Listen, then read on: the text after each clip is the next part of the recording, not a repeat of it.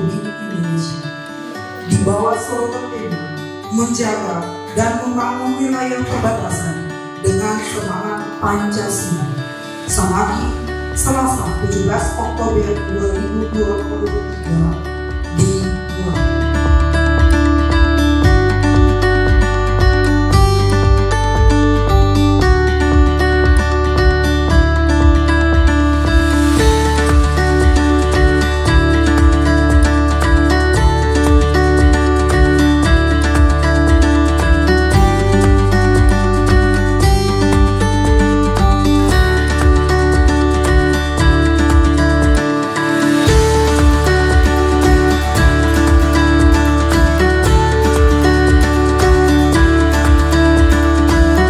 Assalamualaikum warahmatullahi wabarakatuh. Salam sejahtera untuk kita semua. Shalom, sampai. Yang terhormat Letnan Jenderal TNI Purnawirawan Jeffrey Apoli Rahawali beserta dengan jajarannya turut hadir di sini, asisten deputi juga, yang terhormat Bapak Ketua Yayasan, Bapak Sekretaris Yayasan, para pimpinan diklat, para rekan, para Kapolri, KSR, kepala-kepala lembaga, dan seluruh mahasiswa-mahasiswi Sivitas Akademika Universitas Indonesia. Pertama-tama kita patut bersyukur, menaikkan puji syukur kehadirat Tuhan Yang Maha Kuasa, karena di kesempatan ini kita semua boleh ada di dalam ruangan ini dalam keadaan sehat, dan tentu saja kita mendapatkan satu kehormatan karena hari ini kita dikunjungi oleh Pak Jeffrey dari Deputi Infrastruktur Perbatasan, dan itu merupakan satu kehormatan luar biasa. Universitas Indonesia dikunjungi oleh Bapak beserta dengan jajarannya. Merasa bahwa kehadiran Bapak bisa memberikan satu angin segar buat Universitas Indonesia. Walaupun kami baru dan ada di wilayah Kabupaten Kepulauan Tanimbar yang masih juga membangun dirinya, kami tidak pesimis, tapi kami akan selalu optimis menjadi perguruan tinggi yang akan setara dengan perguruan tinggi nasional maupun internasional. Dan kami tidak bisa melakukan itu tanpa dukungan dari semua stakeholder yang punya kepentingan terhadap sumber daya manusia menuju generasi emas 2045 untuk bisa berinovasi, mengembangkan dirinya, mensejajarkan dirinya bersama dengan teman-temannya yang mungkin ada di perguruan tinggi yang lebih bonafit, bangunan yang lebih megah, tidak membuat kita insecure, tidak percaya diri, tapi harus tetap semangat membuktikan dengan kesederhanaan yang kita miliki, kita memiliki kemampuan intelektual yang sama.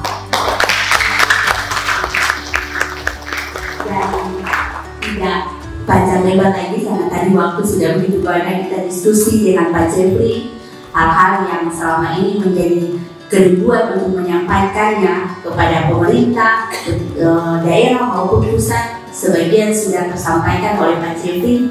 Kami berharap bahwa suara dari Universitas Indonesia ini bisa sampai ke pusat, bukan hanya untuk universitas kami, tapi untuk seluruh perguruan tinggi yang ada di wilayah timur.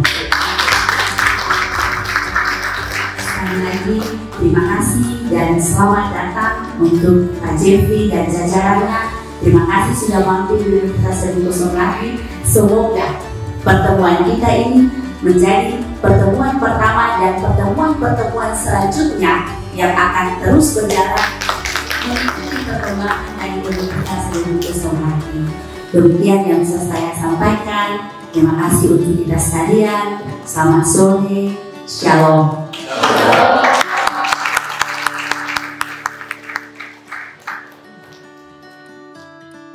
Sambutan Ketua Yayasan Pendidikan Tinggi Rumpun Lelemuku Samaki kepada Bapak disilakan.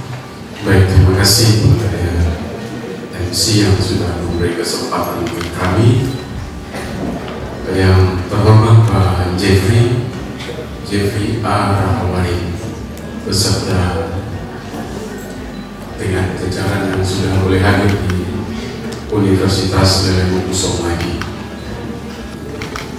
Para pimpinan universitas yang saya hormati, dosen dan mahasiswa yang kami banggakan. Ini hal yang langka, saudara-saudara, hal yang langka ketika kemarin saya dengan rektor bersama para warik itu jalan ke Jakarta berurusan dengan semua orang yang ada di sana sampai ke sekretariat negara.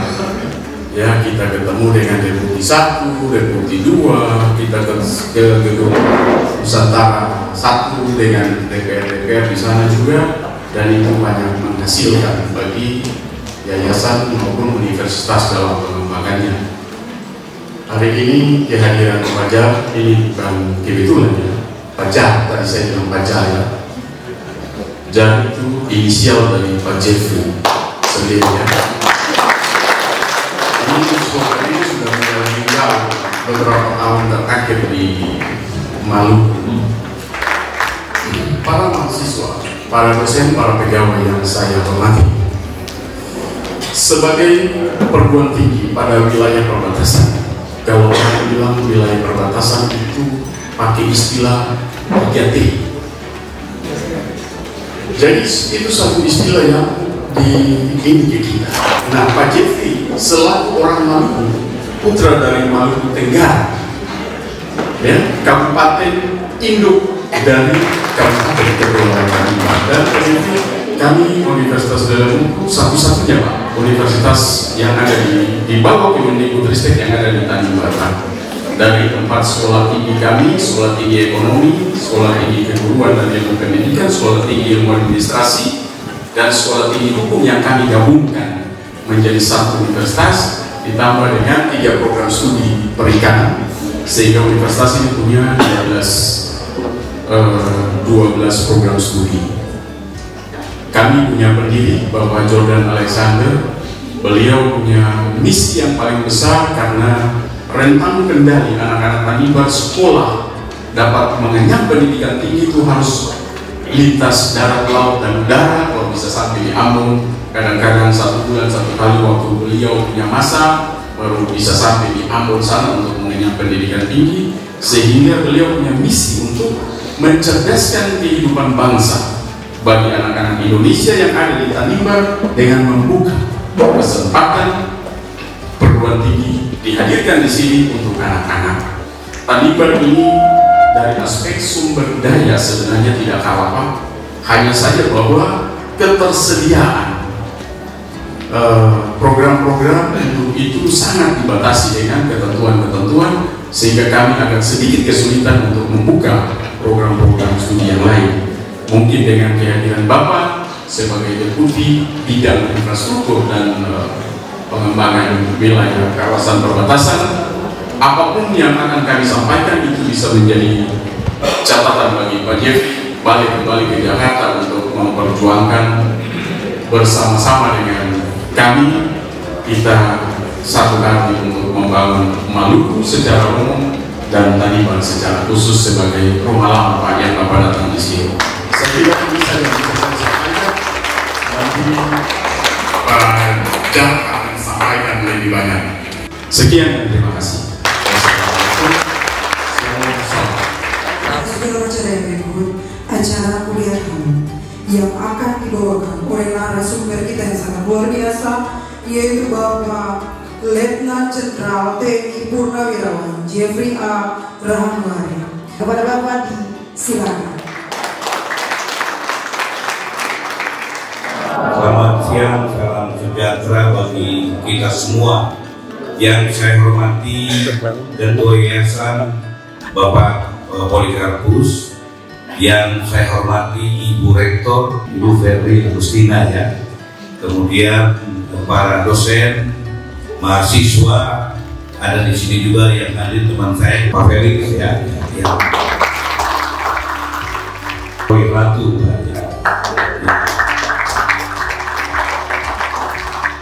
Saya merasa bangga dan terhormat telah diundang oleh Ibu Rektor dan Ketua Yayasan untuk dapat memberikan sedikit yang saya punya terkait. Saya lebih membatasi pada tugas-tugas terkait tusi saya ya, masalah infrastruktur kawasan perbatasan. Tadi kita cerita dari Ibu Rektor sudah 4 bulan pensiun, terus tiba-tiba jadi ada SK dari Presiden jadi deputi, itu di Polhukam, di Kemendagri Pak, itu juga tidak ada atau berkat Tuhan lah kira-kira. Saya datang, saya juga menghadirkan teman-teman saya di BNPB RI ya, Kemendagri. Itu ada asisten deputi Pak Amrullah ya.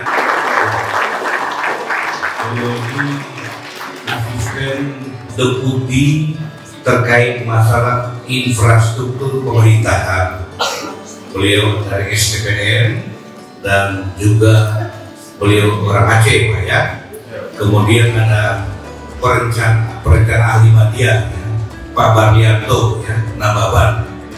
Ini beliau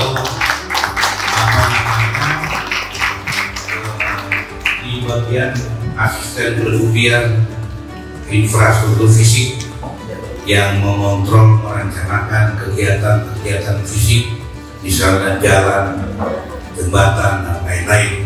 Ya.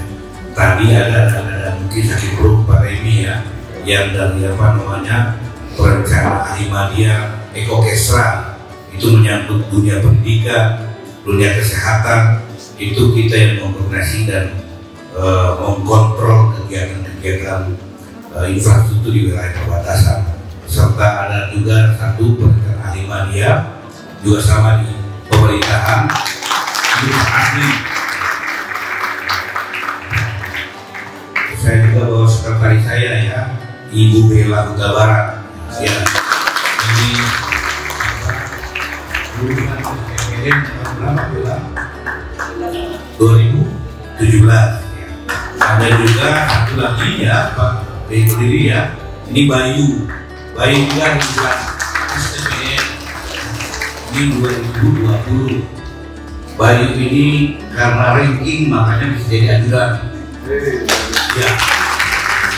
Jadi Bayu ini, Mas Bayu ini dia ranking 5 ya, di pada saat dulu SPDN ranking 5 ya, di RSCM. Jadi ada semua ya, kita tahu bersama bahwa kondisi masalah perbatasan ya, perbatasan ini semakin meningkat, menjadi kebutuhan semua negara ya. Ini menyangkut kedaulatan teritorial. Kita lihat sekarang ini lagi rame antara Hamas dan Israel. Salah satunya masalah perbatasan. Secara nasional kita itu BNPB ada karena ada regulasi kita Undang-Undang 17 2007 tentang RPJMN. Lebih spesifik itu ada di Undang-Undang 23 yang mengamanatkan harus ada lembaga yang namanya Badan Pengelolaan Perbatasan. Nanti ada cerita kenapa ada begitu ya. Dan semenjak ada lembaga ini ya mulai bagus ditata kelolanya, diatur karena ada 2 dimensi, nanti ada dimensi keamanan dan ada juga namanya dimensi kesejahteraan di dalam pelaksananya. Kebetulan Bapak atau Pak Deputi saya ini yang lebih kepada dimensi kesejahteraan tadi, mestinya secara organisasi saya di Deputi 1 karena menyangkut tentara. Deputi 1 BNPB itu terkait batas wilayah. Kemudian Deputi 2-nya itu terkait masalah potensi apa yang harus dibangun perbatasan. Jadi tadi dibilang sama Ibu masalah kampus dan segala potensinya mau seperti apa. Itu kebetulan ada salah satu itu pejabatnya itu yang sekarang jadi PJ di Papua Barat. Komjen Pol Polisi yang bintang 3 juga, Paulus Waterbow, mungkin ada yang banyak kenal bekas Kapolda ya. Dan saya kebetulan masuk rekonstruksi itu diarahkan oleh pimpinan kita ya, makanya dikasih jabatan infrastruktur ya, Uki yang mengelola hal-hal yang terkait dengan infrastruktur. Ini 3T itu. Begitupun kalau fungsi signifikasi terkait masalah substansial ya, kita tahu bahwa batasnya itu sebagai penghalang, batas antara kita dengan sebelah, begitupun sebagai jembatan penghubung, ya, penghubung juga sebagai sumber daya dan sebagai simbol identitas kedaulatan kita. Ini kira-kira kalau dilihat dari kacamata perbatasan dalam kaitannya dengan signifikasi perbatasan antara satu negara dengan negara lain. Kita sendiri mempunyai batas dengan 11 batas negara ini dengan 11 negara ya. Itu kalau batas daratnya kita tahu ada Malaysia, kemudian Papua Nugini dan Timor Leste. Sedangkan batas laut dan udara ini ada 11 lagi ada 10 negara, itu ada Vietnam, India, Thailand dan lain-lain ya. Dan Filipina, Palau ya. Ini batas-batas kita. Dan Bapak Ibu sekalian, kenapa BNPB itu ada? Tadi saya bilang karena undang-undang. Sesungguhnya itu karena lepasnya ini sifat dan undang kita itu. Yang perbatasan yang saya sampaikan itu di bawah pengendalian kita. Yang tadi saya bilang ke Ibu Rektor bilang Ibu Firly jadi enak.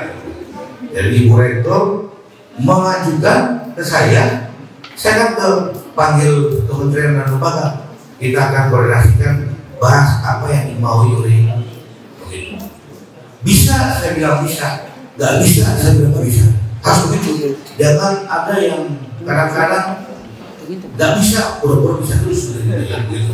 Mestinya bisa bilang bisa, nggak bisa bilang nggak bisa. Tapi yang saya bilang tadi, alhamdulillah selama ini ya Tuhan, apa yang kita koordinasikan ini jalan. Salah satu yang saya bilang tadi, kita bisa mengawal 764 miliar yang turun di Maluku. Itu kan ada di sini.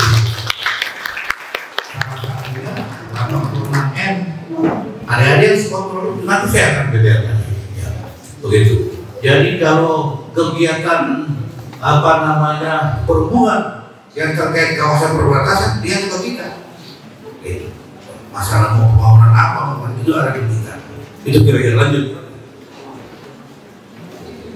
Nah ini kita punya tugas tadi ya, menetapkan kebijakan program pembangunan perbatasan. Di dalamnya kita sesuaikan dengan RPJMN ya, kita sesuaikan dengan proposal baru. Apalagi pada saat kemarin kita rapat konsultasi dengan DPR RI, arahan dari Pak Menteri untuk tahun 2024 dan tahun 2025 lebih banyak kita minta dari bawah. Nah, termasuk berarti proposal tadi, betul Pak Marianto? Itu arahan dari ASIP dan itu salah satu tugas kita menetapkan kebijakan program ya. Dan setelah itu kita berkoordinasi dengan kementerian yang mengurusi tadi, yang notabene anggota BPP untuk merencanakan anggaran tadi. Begitu. Anggarannya kurang, kasih sedikit gitu ya. Salah satu contoh, begitu saya pertama datang di Maluku di Pak Felix, saya pertama datang di BNPB, begitu dilantik, kemudian Pak Tito bilang ada dana sekian, ada 100 kalau salah, 100.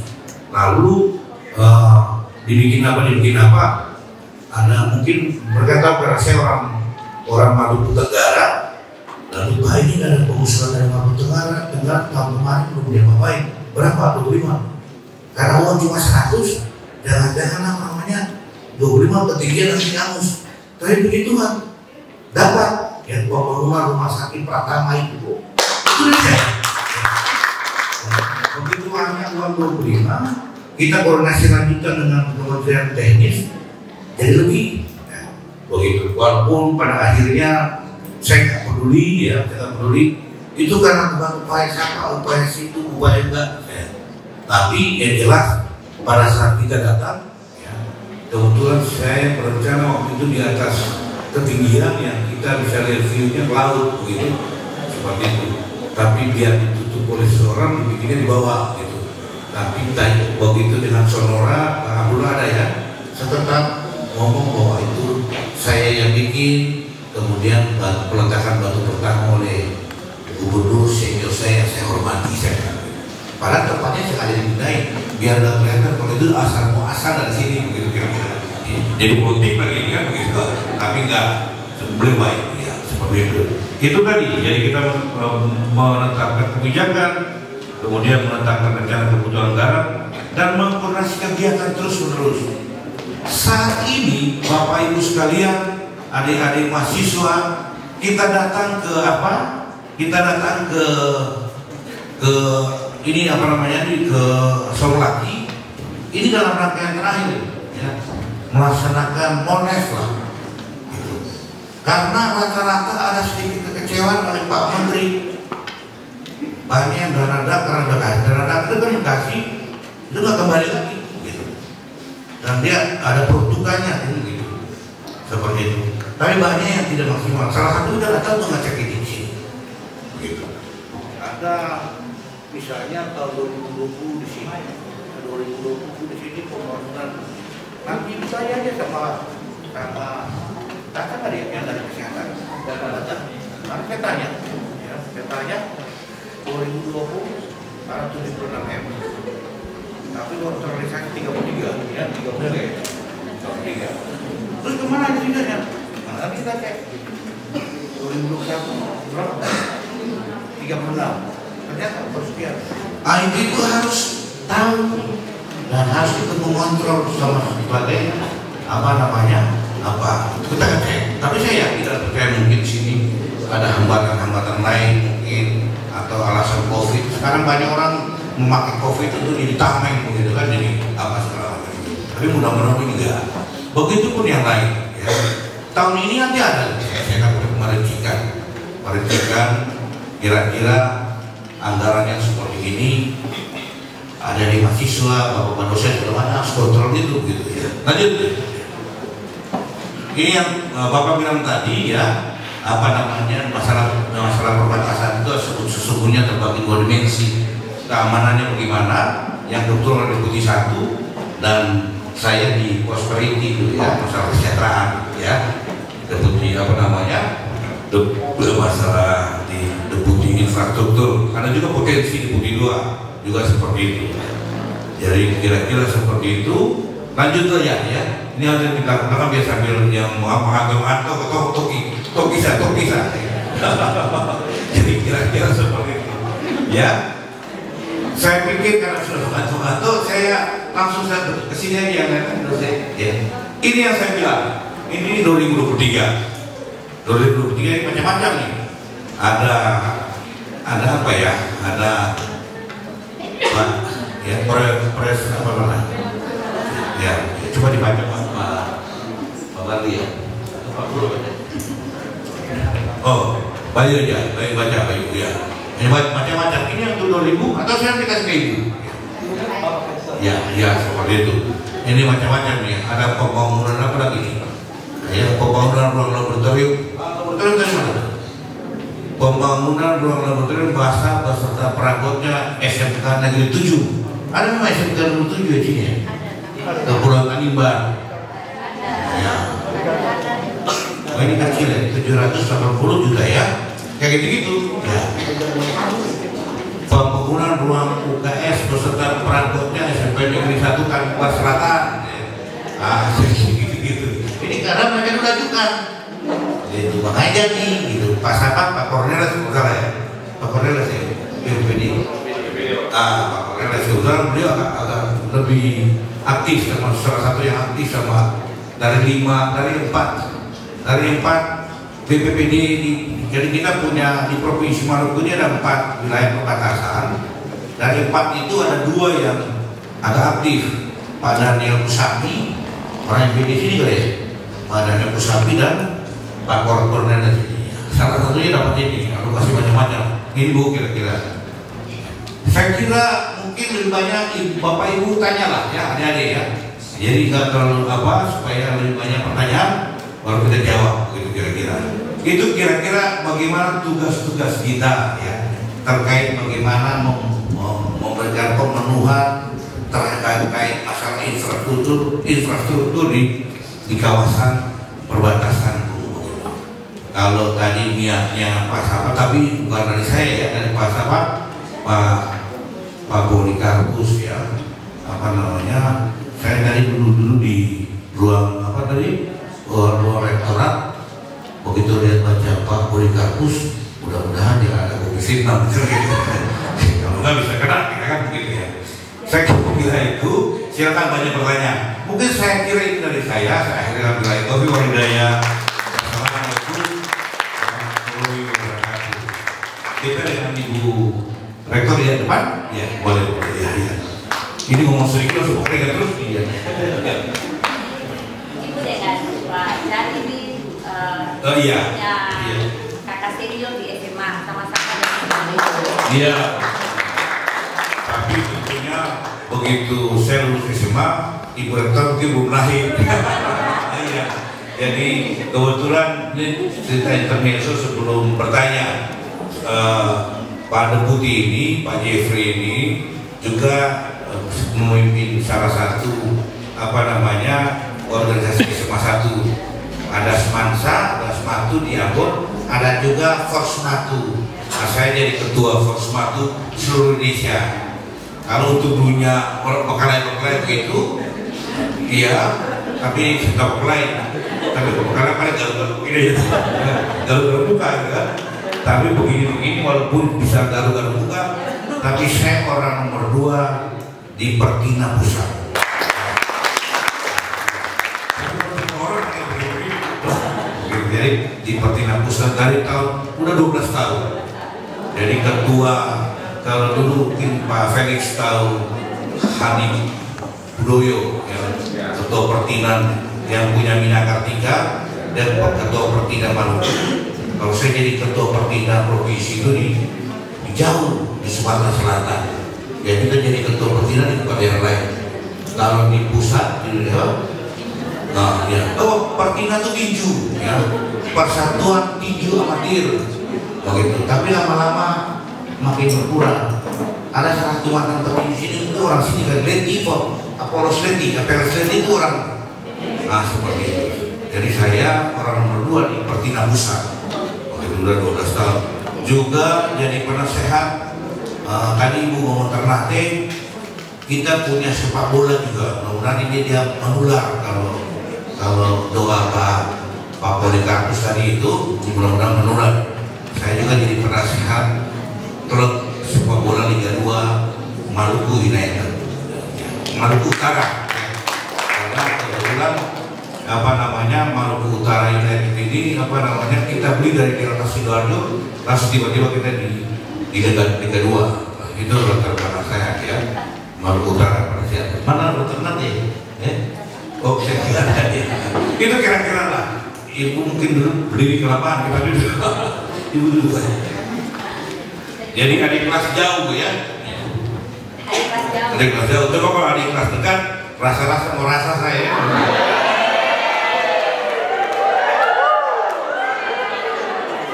Iya, dengan tidak membuang-buang waktu, mic saya serahkan ke penanya. Mohon izin Pak. Baik, terima kasih Pak Jeff mewakili untuk langsung yang saya hormati sebagai pemateri kita di kuliah tamu di saat ini. Yang saya hormati kita semua yang berada di ruangan ini.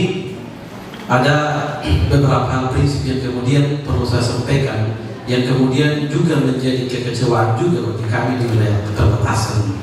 Saya ingin untuk langsung saja, yang pertama, kami jujur saja bahwa pendidikan tinggi itu juga merupakan salah satu komponen penting dalam pengembangan sumber daya manusia KKT. Kenapa? Karena kita dasar kita tidak kuat, yang kemudian berpengaruh berimplikasi sampai kepada kita di perguruan tinggi itu kita dapat itu bahasa sederhananya kita dapat yang kurang bagus begitu Pak, karena dari dasarnya yang tidak bagus Pak. Ketika berimplikasi ternyata ketika kita evaluasi salah satu penyebabnya ada pada infrastruktur yang kurang baik, kurang mendukung pembelajaran. Kita kemarin itu dapat bantuan juga dari Kementerian untuk laptop merah putih Pak. Tapi rupanya itu proyek besar negara, tetapi kemudian tidak dipergunakan dengan baik Pak. Karena apa? Karena spek yang diberikan itu ada yang justru dalam bentuk Chromebook yang kemudian tidak bisa digunakan dengan baik Pak. Nah ini laptop merah putih yang diberikan Pak. Nah itu kami ternyata untuk pengembangan pembelajaran itu tidak bisa digunakan dengan baik. Kenapa? Karena hanya beberapa yang dalam spek yang laptop itu yang bisa digunakan, tetapi yang dalam bentuk Chromebook itu tidak bisa digunakan Pak. Sehingga kami mau meningkatkan sumber daya manusia, salah satunya penyebabnya karena itu juga. Kemudian yang berikut Pak, kami di Fakultas Sains dan Teknologi, saya adalah dekannya yang ditugaskan oleh Ibu Rektor dan Pak Ketua untuk menjabat sebagai dekan di sana. Nah itu kami merasa sangat kesulitan Pak. Dari 44 mata kuliah yang ditetapkan dalam kurikulum di Fakultas Sains dan Teknologi itu ada 37 itu semuanya praktik Pak, praktikum. Nah jadi kita teori, setelah itu kita praktikum Pak. Nah tetapi karena kami tidak ada laboratorium program studi, sehingga itu menjadi salah satu faktor penyebab Pak. Bagaimana kita tidak bisa menyampaikan ke mahasiswa sesuatu yang abstrak saja Pak. Kita butuh praktek supaya mewujudkan atau mengaplikasikan teori itu dalam konsep yang nyata dalam laboratorium Pak. Karena itu selain itu juga kami ini juga merasa bahwa seolah bahwa kami ada, kebetulan tadi Pak tadi saya melihat ada banyak sekali paparan yang disampaikan terkait dengan ada berbagai macam bantuan dari kementerian kepada ada sekolah-sekolah, ya ada sekian miliaran rupiah yang dialokasikan untuk itu Pak. Tetapi kemudian saya jadi sempat bingung bahwa kami jujur Pak, kami agak kesulitan ketika kami mau mengusulkan proposal ini Pak. Kami kemarin cari-cari saya harus Pak Ketua Yayasan dan Rektor berangkat Jakarta, itu pun baru kami dapat Pak. Tetapi secara keseluruhan itu belum sama sekali belum menjawab kebutuhan kami untuk memenuhi standar pendidikan nasional yang ditetapkan oleh pemerintah Pak. Karena itu tadi yang sebagian besar saya lihat anggarannya itu saya jadi bingung bahwa apakah itu diusulkan oleh pemerintah atau lewat jalur mana Pak, kami bingung. Dan karena itu secara teknisnya kami mohon Pak, mungkin Bapak bisa arahkan ke kami untuk jalur mana yang harus kami tempuh, maka di depan FST bisa dapat lagi bangunan-bangunan untuk kami bisa kuliah tetapi juga untuk melakukan praktikum. Demikian Pak, terima kasih.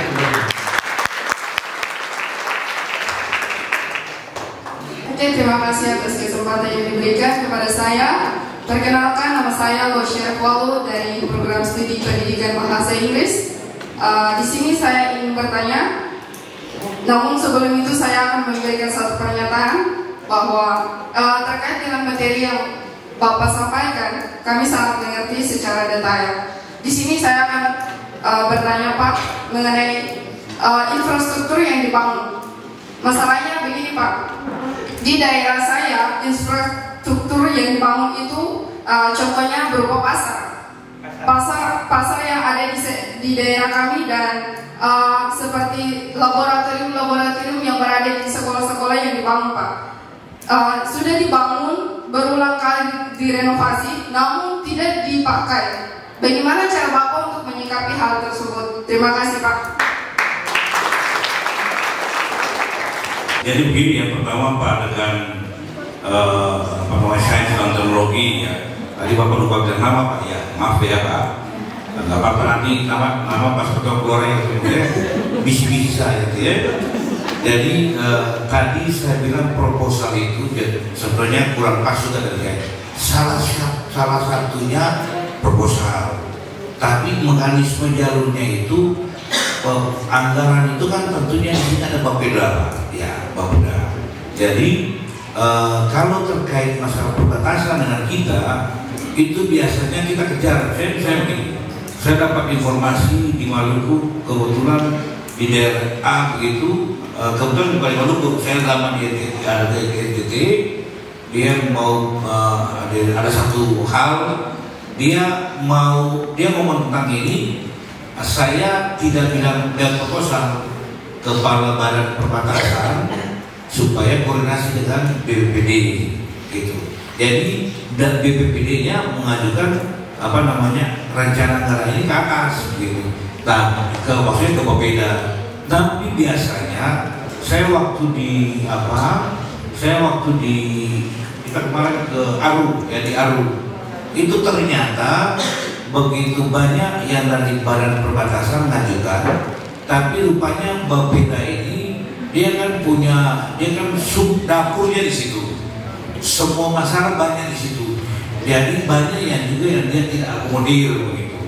Tapi sekali lagi kalau Bapak bertanya tadi, itu saya katakan jalurnya bisa lewat proposal yang tadi datang ke kita, atau lewat mekanisme tadi Bapeda di sini kan ada yang namanya musrenbang tadi dari bawah segala macam, itu jalur yang benar. Nah, bisa juga lewat jalur memberikan proposal. Kenapa saya bilang pertama proposal? Karena kita diwanti-wanti oleh Pak Tito, ya Pak Profesor Tito, Pak Mendagri, bahwa tolong untuk 2024-2025 minta ya dari bawah.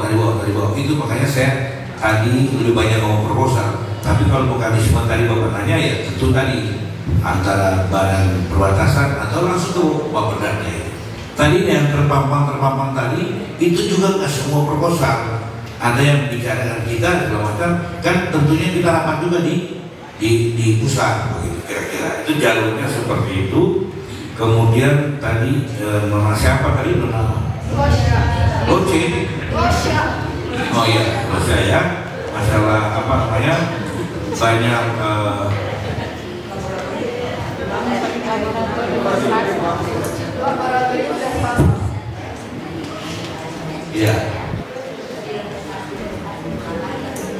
ya, makanya itu yang saya bilang tadi, kita datang ini salah satu monet di sini, gitu.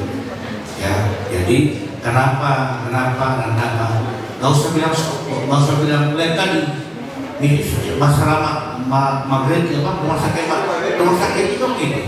Sekarang masih nanti besok saya kebetulan besok saya suruh panel. Waktu saya buka dari Kementerian Kesehatan ngomong tentang rumah sakit, harus ngomong seperti yang dia ngomong ke saya pada saat kita rapat di pusat. Dan saat kita rapat di pusat tadi, terinspirasi buat saya ajak mereka kemari.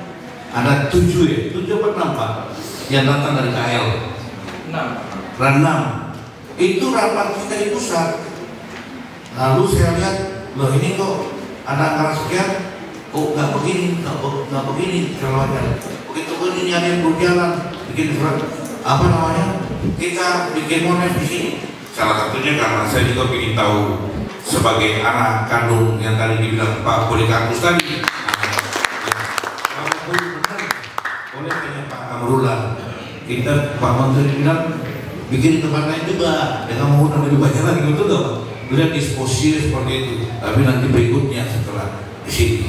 Jadi kalau kan tadi saya bisa jawabnya seperti itu, bahwa yang nggak pas tadi kita akan ngecek tadi Bu, ya monetnya. Memang kadang kalau begitu boleh katakan menjadi cerita di sana bahwa proyek saya nggak bilang di sini ya, mungkin tapi di Maluku juga begitu bikin meja begini 100% Pak Felix, tahu-tahu sudah ada yang ambil 20%. Ambil 20%, nanti kepala dinasnya ambil 20% lagi, sampai di kantor ambil berapa persen, bikin tadi 40%. Bagaimana mau tepati? Dia punya bukan, dia punya kualitasnya sudah hanya sekian. Jadi sekali lagi Bu, masalah tadi pasar dari depan nilai tadi, kalau saya dapat data. Jadi gini, besok itu Pak Poli Bu Agustina Ibu Firly ya, Ibu Firly ya, apa namanya, besok setelah ada panel langsung kita ninjau. Saya dibilang tadi juga masalah pasar tadi, yang katanya pasar di mana itu tadi ya, yang di Seira khususnya Kecamatan Barumantian Pak, ada beberapa pasar yang sudah dibangun tapi sudah direnovasi berulang kali namun tidak terpakai. Ya itu, karena ini bukan hanya terjadi di daerah kita, kadang-kadang begitu pemerintah daerah, bukan di sini ya, dia bikin tempatnya di pasar yang tidak punya orang akses ke situ, hanya kejar proyek tapi hasilnya nggak dilihat begitu. Gitu. Ini di Serra ini maksudnya nanti kalau saya tanya di Serra di mana, nanti Bapak nyebrang 4 hari lagi di sini gitu ya? Iya, gitu ya. Ya, sejam ya. Begitu nanti kita cek lagi. Jadi setelah selesai itu Pak Poli, setelah mereka panel, kita akan kontrol tadi. Saya sudah perintahkan. Nanti kita paralel atau kita langsung sama-sama saja? Sama-sama. Kita lihat infrastruktur Ekokesra itu masalah pendidikannya, kesehatan, ya. Mungkin salah satunya kita belajar kembali.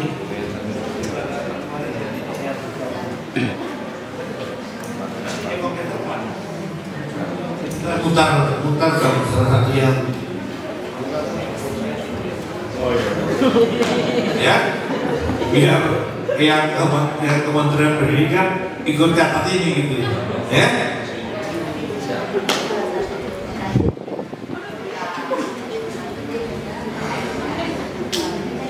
Iya, ya. Nanti ada dia sekaligus ya yang laptop tadi ya, merah putih ya. Iya.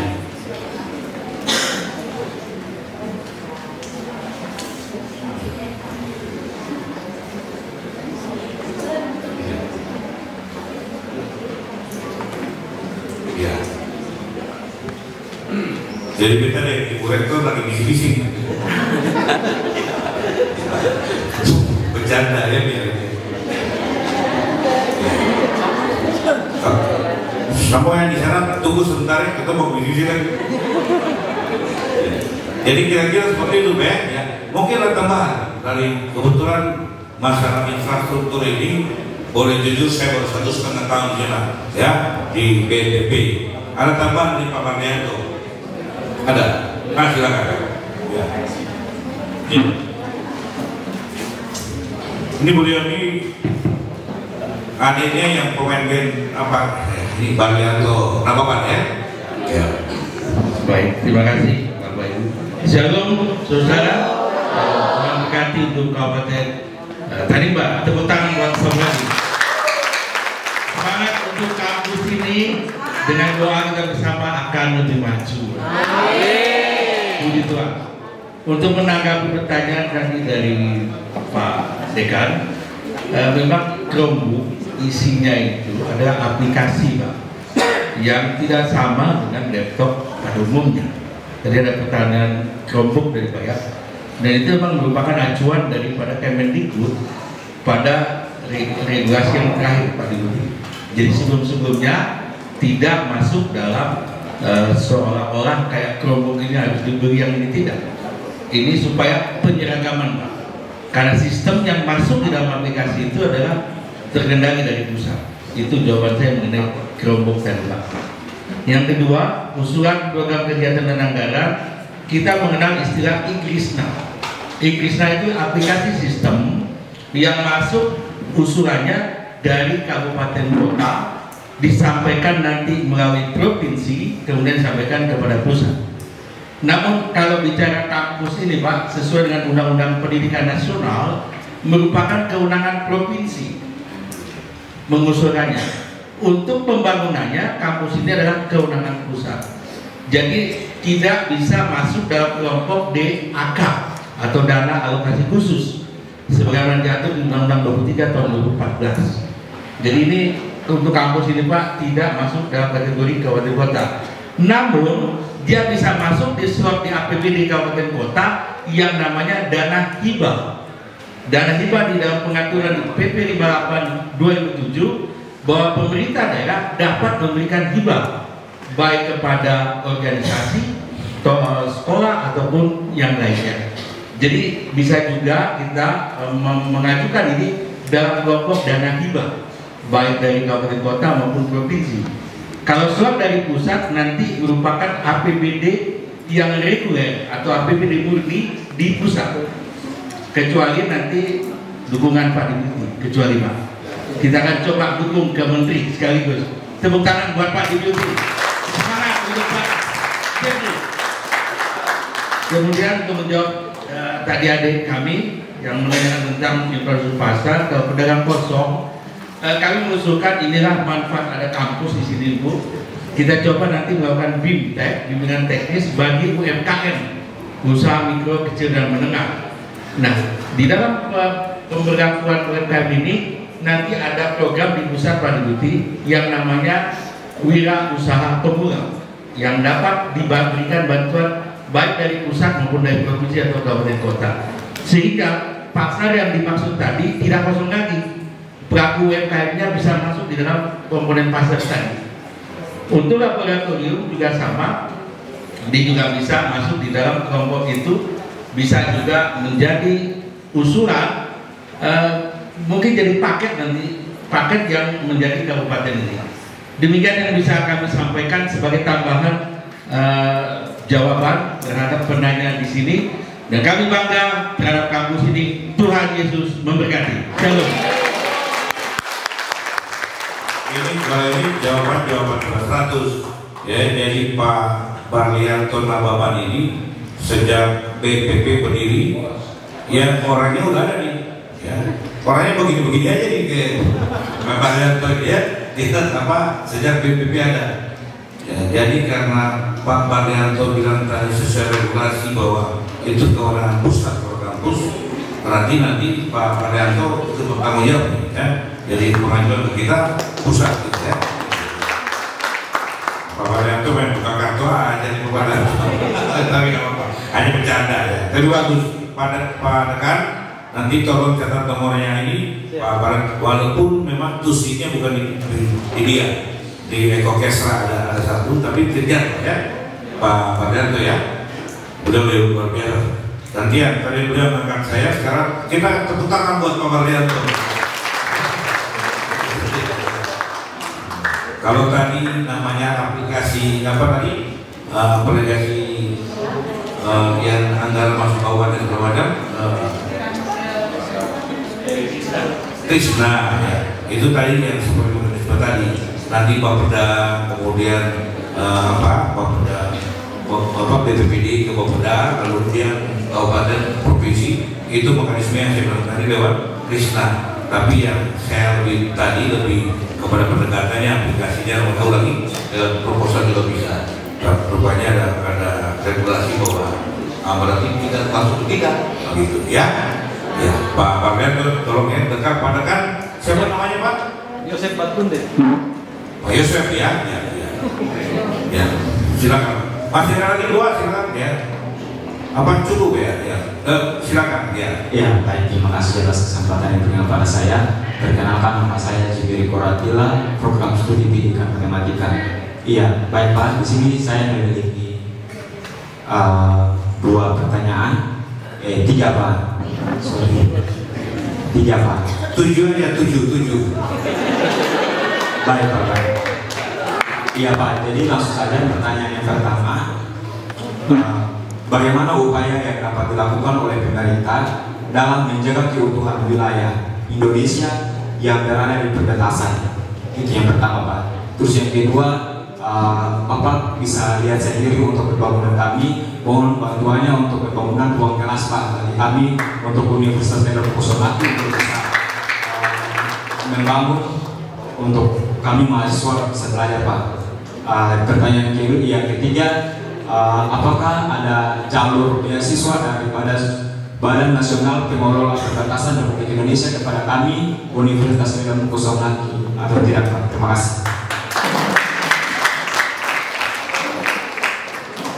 Ya, satu lagi. Ya Bu, terima kasih atas kesempatan yang sudah diberikan kepada saya. Perkenalkan, nama saya Acika Bayu Rusmana, biasa dipanggil Cika. Saya berasal dari program studi pendidikan bahasa dan sastra Indonesia semester 3. Di sini ada pertanyaan yang ingin saya tanyakan, yaitu jika ada transportasi laut dari negara lain melewati wilayah perbatasan Indonesia serta mengambil hasil laut dari wilayah negara Indonesia, maka sanksi apakah yang akan diberikan oleh mereka yang telah mengambil hasil laut dari Indonesia tersebut? Jika ada sanksi yang diberikan, maka sanksi itu terdapat pada Undang-Undang nomor berapa dan tahun berapa? Terima kasih.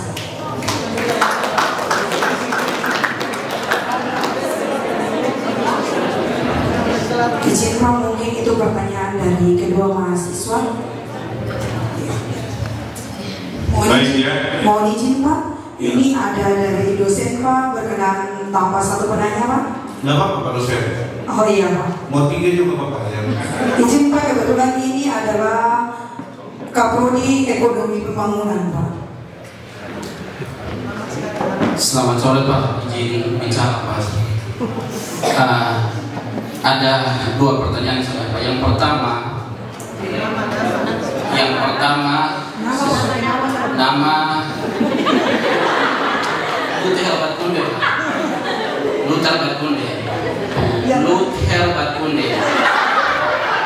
Bruder.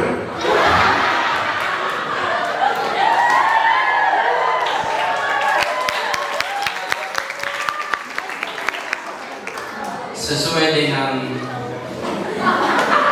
kuliah tamu di hari ini, di sore ini, menjaga dan membangun. Pak, jujur kami telah menjaga bumi keluarga, tetapi kemudian dirusak oleh orang-orang yang kemudian tidak memiliki kecintaan terhadap bumi keluarga ini. Dan oleh karena itu kami butuh apa untuk sama-sama menjaga bumi keluarga ini? Yang kedua Pak, soal membangun. Iya, saya tadi sama begitu yang tadi nomor 1 itu bertanya yang mana pertanyaannya? Mahasiswa jangan ketawa ini Pak dosen loh. Karena tadi Pak bicara soal infrastruktur, jadi itulah mau bilang statement, mau bilang pernyataan, tetapi di dalamnya mengandung makna yang Bapak bisa sama-sama lihat. Yang marah kita cuma bercanda ya Pak dosen. Jangan bawa perasaan itu aja bicara aja. Karena banyak orang-orang yang tidak punya kecintaan terhadap negeri ini yang merusak akan negeri ini. Dan oleh karena itu kita butuh Bapak.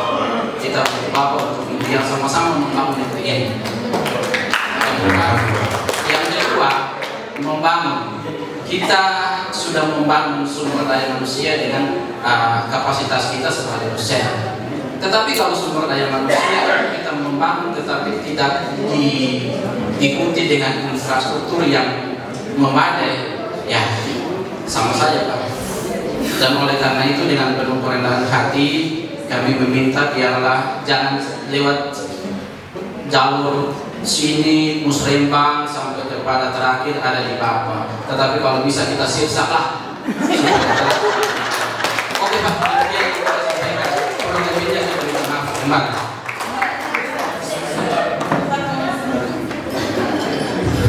Izin Pak, itulah pertanyaan-pertanyaan daripada dosen dan juga mahasiswa Universitas Leluhur Kira. Ya baik ya, nggak apa-apa. Bapak ini kebetulan mohon maaf ya suka lucu, jadi dia tadi bilang suka siksa, kecil-kecil suka marah.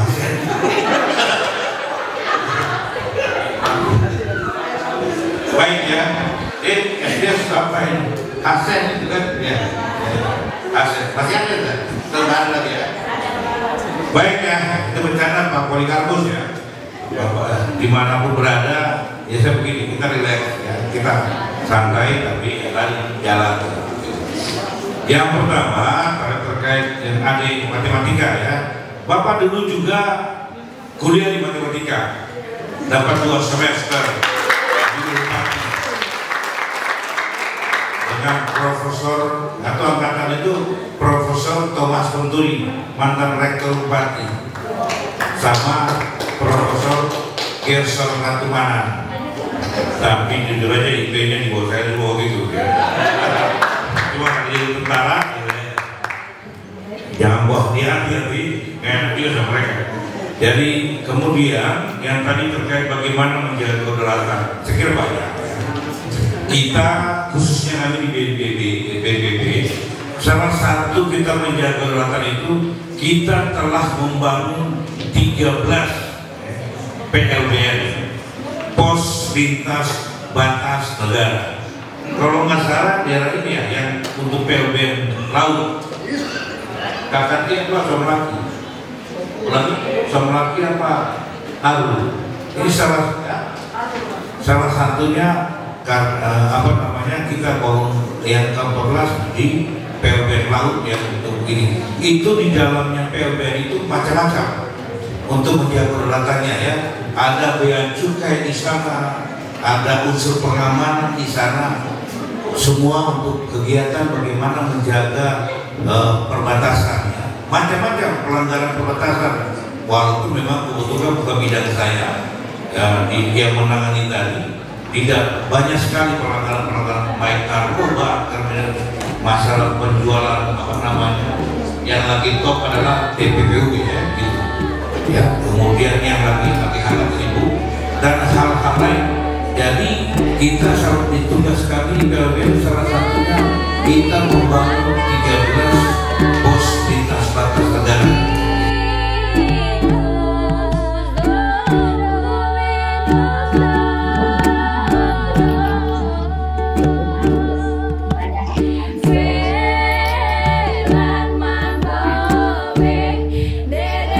So